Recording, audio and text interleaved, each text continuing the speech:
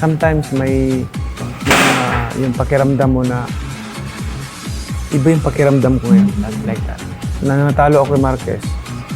Sunday ng gabi, natulog ako, nanaginip ako. And then, yung panaginip ko talagang iba. Talagang, ikwento ko, okay lang. Ay, sige, sige. Nanaginip ako, nasa taas daw ako ng building. Tapos tinitingnan ko yung parang, yung kalsada, lupa, parang alo ng yung dagat. Tapos nakita ko may tumatakbong kabayo na may sakay. Pulang kabayo. Tulin, gano'n. Tapos pagtingin ko doon, nakagano'n ako sa building. Tapos pagtingin ko doon, malaking hole. Parang, hindi man butas, pero parang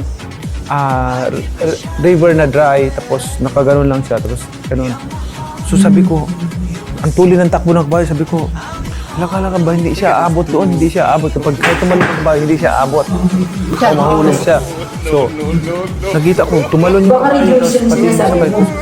Talagang hindi umabot yung kabayo doon sa kabilang side. Bumagsak sa gitna.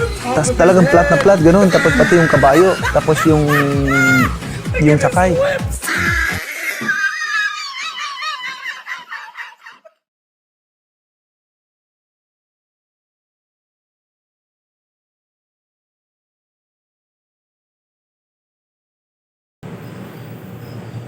Oy.